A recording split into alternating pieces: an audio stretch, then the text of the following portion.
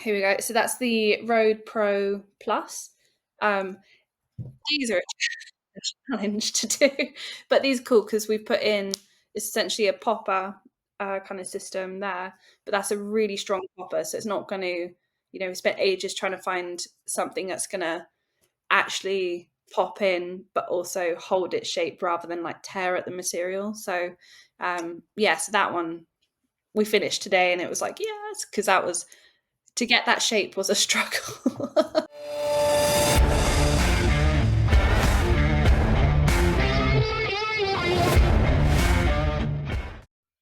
Okay, today we have the pleasure of speaking with Megan Davies, who is our Radius. What is your title again? Product Marketing Director, among other things. Something. Yeah. So for many people who might see this, I think we see a lot of you on social media. We see a lot of you explaining products. So I want to take the time to have a little shop talk behind the scenes, to just get more information about you, the product development process, and to talk more about the new furs and the things we have coming. Uh, so just for anybody who doesn't know you, hadn't had the pleasure of interacting with you on social media or messaging, can you kind of just explain what you do for Radius, as product marketing director slash all of your other job duties? Yeah, I'll try to keep it brief. Okay, so yeah, I mean, product marketing. So I do social media. I do the sewing hub where I make patterns and for all the products coming out, and like today I sew as well. And what else do I do? Or help organize the trade shows. I don't know. There's a long list, but somewhere in there, it's kind of just marketing, product marketing. I don't know. So, Kind yeah, of a bit of that everything. a Well, little bit. and two, as I talk to people, like, sometimes we'll cross paths where I'll talk to someone and it's just funny because they'll say, "Oh no, I literally just got an answer from Megan on a DM saying the exact same thing." Yeah, yeah, Um, yeah. No, it's like on so I run like the Instagram and Facebook and the other ones. I don't know which one, LinkedIn and stuff. So yeah, so it's usually if you message there, you'll probably get me responding to that or comments but hello at Radius is usually you or Simon or sometimes me, sometimes Tyler. So yeah, I think everyone kind of just does a bit of everything because, you know, not that we have no choice, but it is kind of we're all in it together, aren't we? So yeah, yeah. yeah. Well, as a small team, it too is it's like a constant handoff because there's some technical questions that, especially when we talk about tooling or something very specific to a product that we need to grab Yeah. Simon and say, what was the exact size of that thing? Is it 12.5 millimeters or 12.9 millimeters? And then there's other things. Who knows best? Yeah, it's like sometimes like a hot potato. There, Yeah. it's your question to answer. Exactly. And it's like when we have to and we do the website and all the photos and videos and stuff as well. See, it just keeps going and going, but it's the same thing. Like if I don't know, you tend to know, and you don't know, you tend to pass it to me. So it's a lot of kind of back and forth, but it works. We Yeah. make it work. Well, and that's the interesting thing. That's why I'm glad we had this chance to kind of record, this shop talk session because it's nice to share behind the scenes what's going on inside Radius with everyone else and kind of explain why some things happen and why some things happen in certain sequences or happen faster or slower than other things. Um, so yeah, with that, I want to really deep dive into this kind of conversation with you about the fur. Just this is a whole fur topic. Yeah. So something that I think no one outside of us kind of sees is how hard it is to get a hold of good Ugh. fur. It's honestly been the bane of my life. Like if you think like, oh, we've made a rad shock mount, relatively quickly, I'd say the fur has been feels like it's been a much longer process just because we've had, like supplier issues where, worldwide shortages of stuff. And then that then means we've got to go somewhere else and basically start from scratch again. And, you know, I'm really particular about what fur we use as well, because it's got to be got to be dense but breathable. It's got to be long but not too long, not short but not too short, because otherwise it won't work. It's There's a lot of really, the backing, even on the backing of the material.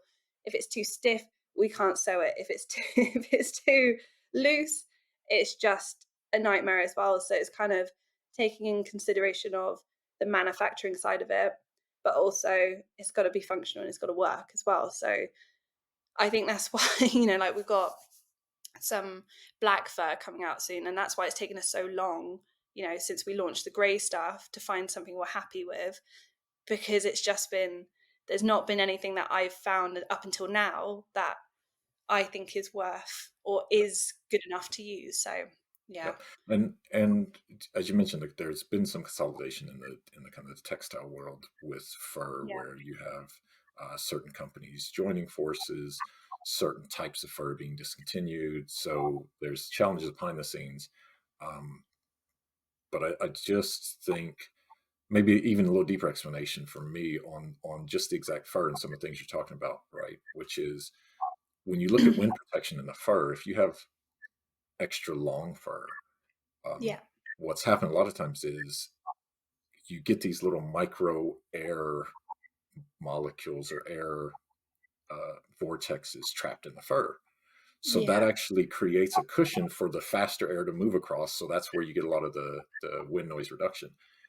But if it's too long, it literally just lays over and provides no wind noise reduction. And the Yeah. same if it's too short. So there is kind of a length of fur that's ideal. Um, Yeah. and then, Yeah. like you say, with the backing, if it's too dense or too thick, then it muddles the sound. If it's too porous, then you can't sew, or it stretches actually too much and then kind of deforms the shape. Yeah. It then becomes completely point. Yeah, it's like it's finding that balance, and we're forever kind of. I think the great thing about, like, so in the sewing hub, there's myself, Kim, and Donna who sew and make all the Nimbus, and the Lav Urchins, and between between us, we kind of all find our own techniques and ways of doing it. And a lot of the time, for instance, with the patterns we've made for the grey fur, for the grey uh, wing covers, we're now using the black fur. It's a completely different, you know, material essentially, and so we're having to basically re-alter all our patterns to make sure it looks good, and it's still, because it's tighter and it's more dense. So it's now, yeah, we've basically forever having to alter the way we do it until eventually, I'm hoping, I'm praying, in the future it'll just be we've got one pattern and that's fine, and we know what we're doing. But it's yeah, it's forever changing. Yeah, But it's also, from one role to the next, it can be slightly different as well. Like this slightly different, more stretch or not. So we're forever going like, oh no, this yeah, one fit perfect, and now this one's a bit too tight here. So yeah, but every single one gets tested before it goes out, so we know it will fit. It will fit perfectly. My OCD, Kim's OCD, Donna's OCD would never let a product out unless we thought, no, it's perfect. yeah. So, and this is one when people might see our B stock sales. Yeah, This is like exactly it, right? It's probably a good product, generally speaking, and it'll work for most people that get it. It yeah, just literally doesn't meet some of that last yeah. fine detail standards that you guys have with making the fur products. Yeah. And I think that comes into, we've got different levels of OCD essentially. So you've got the best of the best will go out. That's like the top. And then the ones that end up in our B stock are still perfect. There's just literally a bit of glue on it, or there's a bit of fluff that's gotten stuck into where we glue on the Nimbus, or, but it's still functional. It's still going to work. It still looks basically exactly the same. If it's messy as hell, it ain't going out the door, basically. So we have standards when it comes to our B stock as well, which is kind of ironic. But really, we don't have that much wastage after that, and we tend to just take what we can from the ones that are really just a mess. But it's rare now, so yeah. So let's talk about some of these new products and go over them.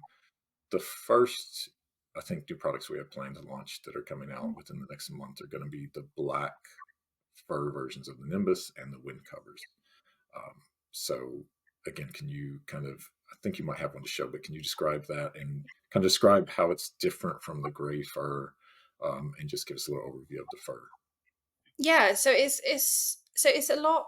I don't know if you see that. So it's very nice. It's like the luxury version, in my opinion, but it's yeah, it's multi-pile. It's quite dense. It kind of hugs your windshield really nicely. So that's a part of why we wanted to make sure the patterns are all working well, because you can see every lump and bump in it, which is, I mean, it's just an aesthetic. It doesn't. We don't have to change some of these things, but it I don't know. We just wanted to.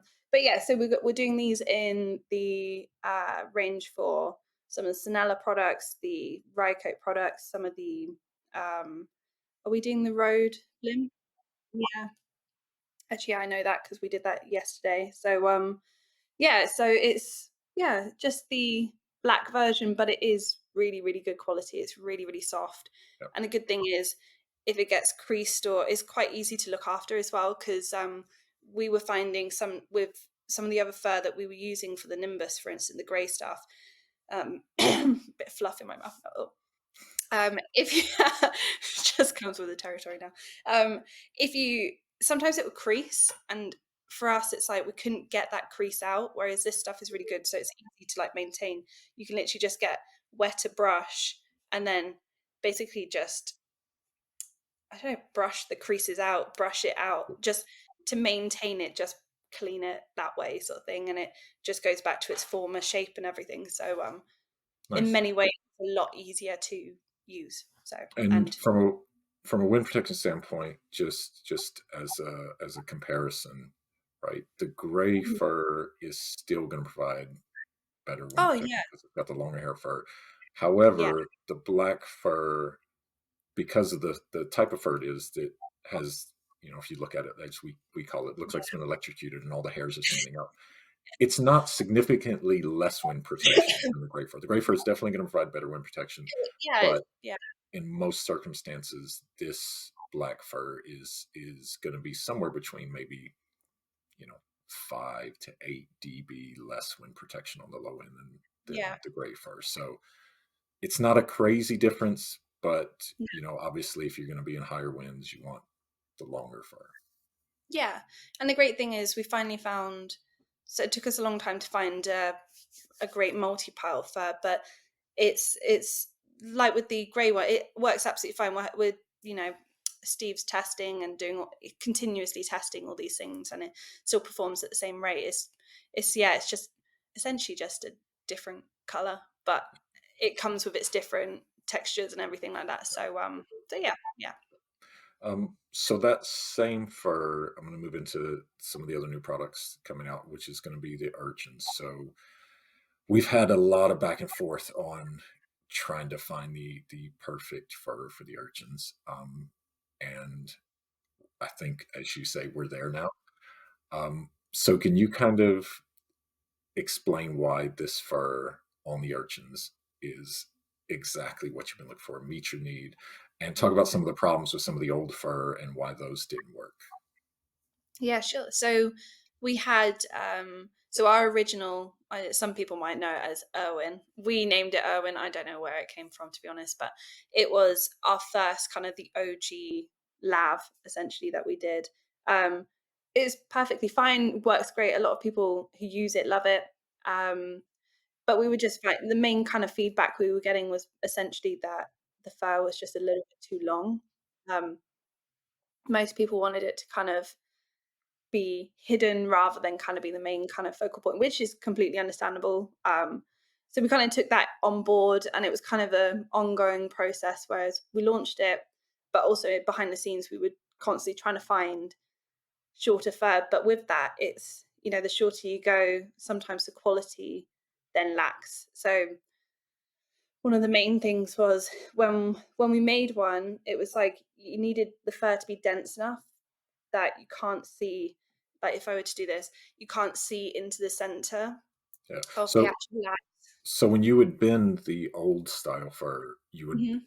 literally split the hairs apart enough where you're seeing the backing, and, Yeah, and so not and only aesthetically is it bad, but potentially there's some wind issues exactly, yeah. also. Yeah, so it kind of was just defeating the whole point of I'm really sorry I've got fur in my mouth. Do you mind if I have a bit of water? You've got the fur lung. Honestly, there must be like a tennis ball size fur in my stomach just from the amount I must inhale all day long.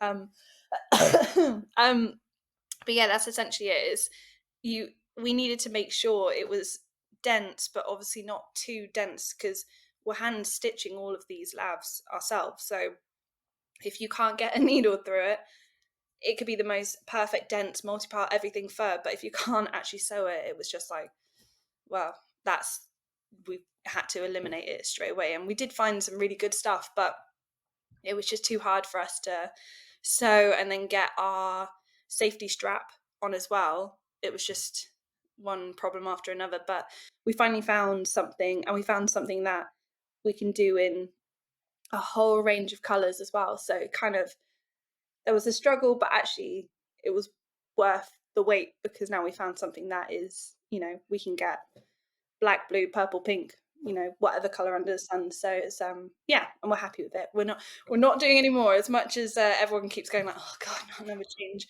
within our team, but Yeah. we're done. Well, and Promise. and I think this is a great example for us of this whole process. And I know you behind the scenes are literally talking to customers every day, and you're sending out a sample for someone to test Yeah, here, and you're sending out something for someone to test somewhere else, and then they're giving you feedback. And like these iterations of you improving the Urchin and the process yeah, have been going on for 4 months, and people might not see like there's been a lot of just detail after detail after detail of improvements to get to the point where we're at yeah, now. Um, yeah.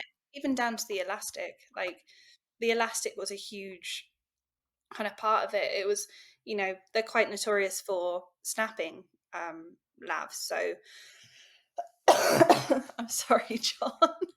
uh, It's literally like in my throat.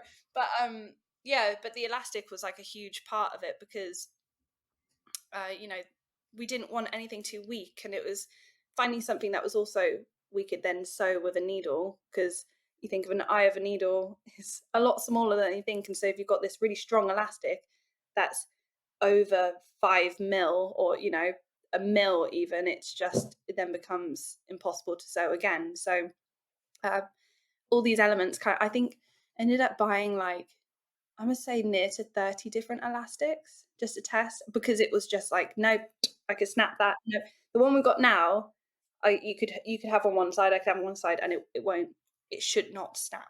It won't snap. So Yep. yeah. So for the Urchins now, we're looking at sometime in the next 2 months, we'll have 4 versions of the Urchins. We're going to have the standard Urchin in black, and then we'll have the mini lab Urchins, which are what's the difference in length on the fur between the Urchins and the Um, mini? so the urchins, I don't know if I can't remember. I think it's about one's 12 mil and one's, I believe, 8 mil. So that's the difference. I don't know Okay, if you can so see. you can see the mini Urchins are just a lower profile Yeah. fur. Those will be available in black, gray, and white, Yes. but it still is the same internal size as the regular Urchin, so that'll fit any of the small mics like the 6060s or anything smaller than a Cause 11. Yeah. Yeah. And yeah, the reason we can kind of fit different sizes is just that safety strap holds it in place. So the smaller you go, the safety strap just becomes more valuable, basically. Yeah. So yeah, And the safety strap, again, I think people have to look online and some more videos to see how that safety strap works, where you insert the mic. But it's, if I'm describing it correctly, it's almost like a figure of eight that's folded. When you use it, it's almost like figure of eight that you fold the yeah, circles together, which then doesn't allow them to separate and come back apart. yeah. It's a weird one. Is so the actual strap is Yeah. figure. Yeah, it's kind of I don't even know how to really describe it. It's essentially yeah, I guess it's not a figure eight. It's kind of like I don't know the best way to kind of describe it, but yeah, essentially a figure of eight, but Yeah, it's you've got two openings that are somehow the elastic in the middle doesn't allow them to kind of yeah, separate once, because once you stick the mic in there, they kind of opened up, and there's yeah, not a lot of room for them to then come back apart. So that's it. it keeps Yeah. it So together. I think the best way I kind of always describe it, because some people, always like, oh God, like, how do I get the mic in, sort of thing. And the best way is I kind of always see put the mic straight through the hoop and just directly down. And that's like the best way to kind of, and then once it's in there, you can literally, not that anyone is like flinging it around, but that's how we test them. And Well, if one, you're just confident that it's not yeah, gonna wiggle loose or gonna come off slip. over time. Yeah, Yeah, yeah, and we do test that with the COS 11 and the DPA 6060, I believe. Yeah, small mics. Yeah. so small, Um, yeah, so the two we'll have a total of four versions. We've got the regular urchins, then the lower profile mini urchins. There's a yeah, new style of urchin coming out called the puffer urchin, which has built-in foam that's sewn into it. yeah. And what size of the exterior fur is that? Is that the low So that's profile fur, or the standard profile fur? standard, yeah, just a standard. So this is actually the puffer. So it's, I Okay. don't know if you see on there, but Yeah. um, yeah. So this one is not. It's not that big. Like when you consider the foam that goes in and how we stitch it in. Yeah, that's the size, and we could probably go smaller, but you then risk the mic kind of being crushed in there a bit more, and it kind of, you don't want to affect the sound quality Yeah. of your So lab.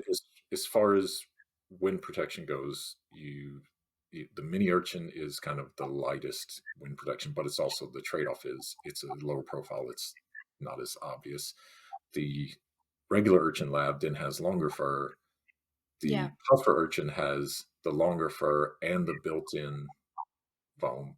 And then the built in. last one we have coming is the high wind urchin, which is for some of the larger mics, but it'll also fit the smaller one. And that's Yeah, the longer fur, but two separate pieces. It's a lav foam that you put on the lab, and then that whole thing into, fits yeah, into high yeah, wind. yeah, exactly. And you can then, I think I'll make it. With the larger high wind lavs, it's you can only fit the smaller COS 11s with that foam. But if Yeah. you were to use it without the foam, then yeah, it's a Then 4060 it that you fits can. all the kind of larger size mics. Yeah, something. Yeah. So so you can't use the bigger mics with the foam, but you can then take that away and use the lav with that one. Gotcha. So that might be So something we change later. yeah, so just to clarify that, then any of the mics that are kind of bigger than a cause 11, Hmm. you use the high wind urchin because that fur fits over those mics without the foam. Yes. Yeah. Correct. Yeah. Okay, good. Yeah. We'll Cool. make sure we clarify that when these are all launched. I know Um, it's confusing. Yeah. so the two other new products we've got are kind of the same product but for different uses, which are the new mini wind covers. So we have mini wind covers coming out for some of the on-camera mics, and we have mini wind covers coming out for portable recorders. So uh, and I know these are ones that I've really seen some what I'll call perfectionism in the design. So if you could show off one of those for one of the Rode mics you have. I do it without trying to inhale some of the fur. Yeah, so it's essentially, I should have probably brought one of the portable recorders, but we've really gone through. So every portable recorder we've done a design for is very kind of, we're very particular about the size, how much dead air space you need, how much, inside we've got foam lined on the inside, but also we've gone and found this elastic which if you were to shake it, all of our tests seem to be shakeable, sort of, we're You're very extremely violent with the products. pro of it, yeah.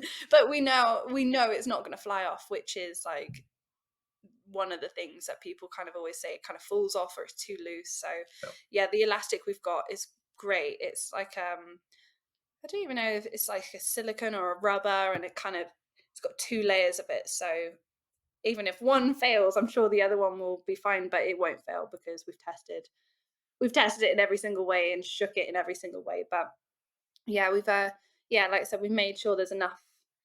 So you've got your mics down here, there's enough space for the dead air space as well. But also for some of the mics, they did like the Tascam um, X8, we've made sure that you can do your um, XY to AB. Yeah. It still fits in both configurations. And I think with these new mini wind covers, you're saying the foam is built in. We've got a layer foam built in, so you use these without whatever foam might come with the recorder. You Yeah, don't need that foam. And then in every case, almost they fit the XY and the AB. And we talked about this earlier, yeah, except for one case that we yeah. we need to figure out how to approach that, which is which recorder, the Zoom. Zoom H8. Just because I think it's much bigger as a portable recorder. So, we could do one that fits both, but you're going to have one massive portable Yeah, recorder. So it could be that we do two separate. Yeah, we just got to figure it two out. And separate covers, or yeah. So, yeah, but we'll have a solution for that recorder. It just might be configuration specific, where we got an XY solution and then a yes, separate yeah, AB solution. yeah, But for now, every other one you've tried fits both XY and AB configurations for all those other yeah. recorders. Yeah, we basically, all our patterns, we've just made sure it kind of allows for uh, just that extra, and it's not going to be, when you go into the AV kind of configuration, I don't know what you call it, AB, yeah, um, it's not going to be crushed up against that foam either. So we've allowed for that extra bit of space just so it's not kind of muffling up against the foam as well. So it may, I mean, some of them may look bigger, but you're going to be able to get both. And even if it is, looks bigger because you've got the AB kind of solution, your XY setup is going to be great because you've got more space, more Yeah. dead You're air creating space. more So dead air in there. yeah, Yeah, yeah. great. And So that's going to be yeah, using the black multi-pile fur. yeah, all of them we're going to do in the black. We did a poll on Instagram, and it was very much, for years it's always been grey has been the favorite, but I think it was came out and 90% people wanted black, and it was like 4 people or something voted for grey, which is fair enough. We can always do it in grey, but for now it's just going to be in black. But yeah, yeah. So, Okay. but yeah, we've got the Rode ones as well, the kind of on camera mics as well, which Yeah. Did you have one of those handy to show? yeah, I actually do. Yeah. Here we go. So that's the Rode Pro Plus. Um, these are a challenge to do, but these are cool because we've put in essentially a popper kind of system there, but that's a really strong popper, so it's not going to, we spent ages trying to find something that's going to actually pop in, but also hold its shape rather than like tear at the material. So, yeah, so that one we finished today, and it was like yes, because that was to get that shape was a struggle. Yeah. So But it fits like a glove, if I'm it fits like a glove, yeah, taking and the it's easy feedback to correct. put on. And exactly, and it slots underneath. So like the layers here, it slots underneath, so you're not got any kind of awkward shape, or you're not having to really struggle to get it on. It's as easy as possible to get on, and then it's just a popper, so there's no like elastic or anything like that. It's yeah, super easy, and you can still get to all your The buttons controls and in the the back. yeah, which is yeah, really important. So And for the yeah, Americans in the audience, i.e., me, a popper, what is that? yeah. A Oh, snap on? okay, yeah. A snap. Yeah, what do you call it? I don't even know what I mean, we call them poppers, but yeah, I think it's a snap fastener. Like a Is snap that? button. Yeah, Yeah, push. yeah, Yeah, okay. yeah. Yeah. Like they can have on bags, That or comes. I don't know. Gotcha. Yeah. So We get it. that's what I think I get it. Just wanted to clarify. I get what you're saying because I've been uh, living there. I pick up some of the lingo, but some people, a popper is a weird yeah. description of that button I think the kind of technical term fastener. snap fastener. There you Yeah, go. yeah. Or at least that's what Um, they're called. Yeah.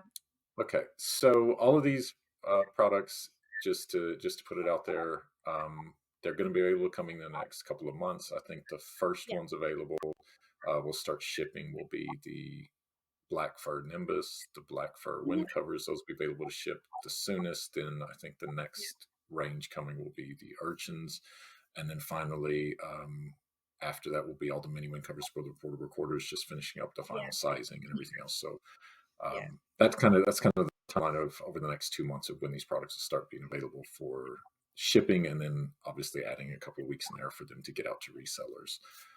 So by the end of May, all of these should be available for purchase in most places where we have distributors and resellers. Um, if someone wants to see this sooner, Yeah. I know you and Simon are going to be at the Pro Audio Roadshow in Amsterdam this coming weekend. Mhm. What is that, Yeah. March 16th? March 16th, yeah. And yeah, it seems like we've got a lot of events coming up, haven't we? We've got whilst I think of the Sheps event as well in May, although that's before that's after the launch, isn't it? But we have another one. I swear we've Yeah. got Well, a whole lot. yes. NAB. Well, we've got NAB in April that will be showing off products too. I think I'll be looking at a visit to Gotham Sounds sometime in the next few weeks, and then hopefully being able to do a meetup with some sound mixers and Yeah. sound recorders there. So yeah, we have lots of opportunities for people to come touch the fur, see the products, and then see even some of the new products that we haven't talked about here yet. But just want to make this Yeah. specific all about fur, with the fur expert Megan, who's also the Very product marketing particular. director, website editor, photographer, sewing hub Freak, it sounds manager. like. Um, Oh, yeah, yeah, um, yeah. I think it's good. I mean, it seems like a lot is happening and a lot of products coming out in such a short amount of time. But it's good.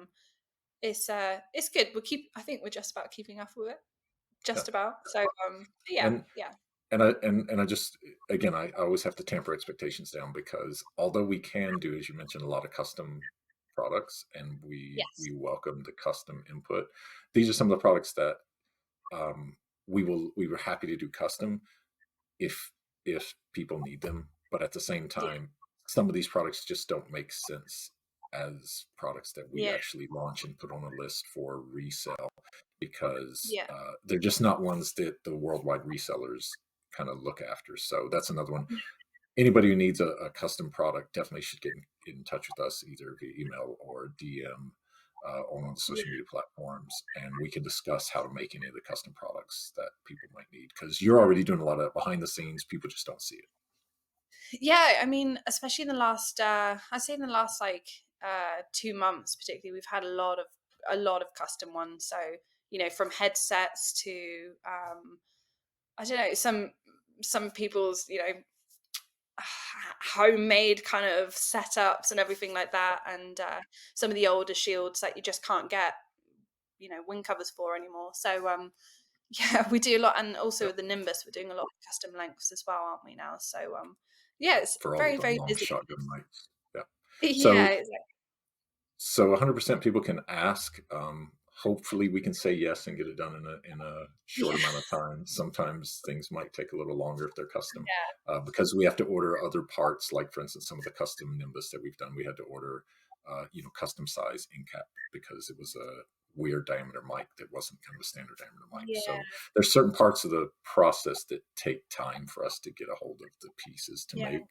Um, but for a lot of things, as you've already shown a lot of our customers, you can turn around fairly quickly and give them some custom yeah. solutions. And actually, it's kind of been great because a lot of like we've got that closed Facebook group, or not so closed.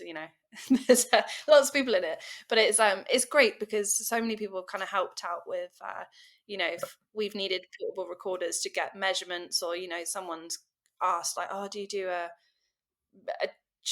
something for I don't know, a really specific lav mic, or one of those smaller omnidirectional sort of ones.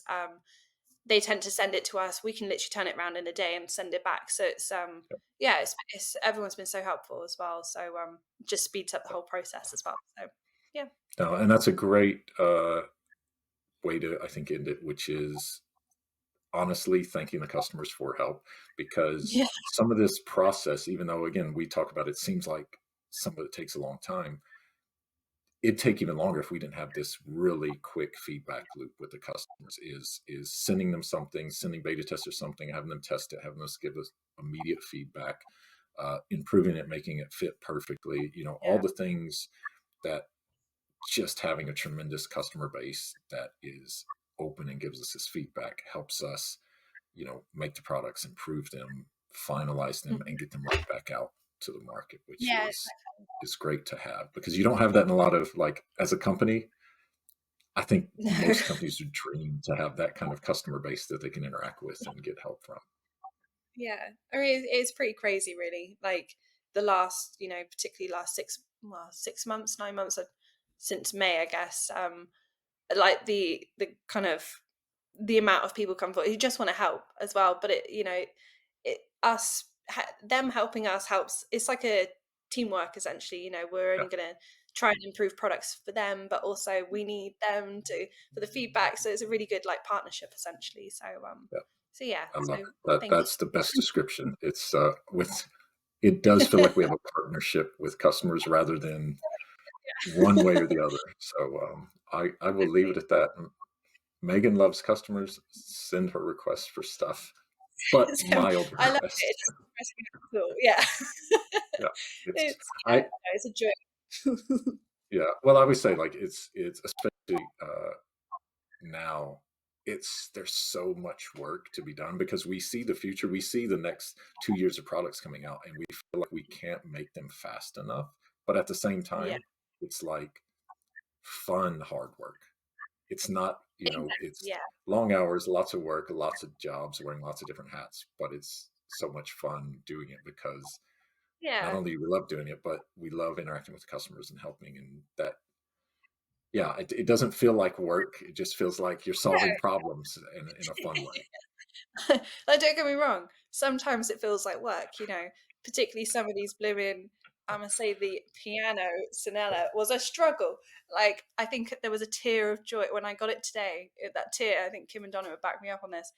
I nearly cried because it was perfect. It's the most awkward shape in the world, but it fit Yeah, and it fits like a glove. So yes, so it is a joy. It is work, but it is fun work as well. So yeah. cool. Okay. Well, you enjoy Amsterdam. I've got my events tapping over Yeah, here, and then we will catch up soon whenever great. we get on our next call and meeting to talk about products. Brilliant. Well, thank you very much. Thanks a lot, Megan. See you. Bye.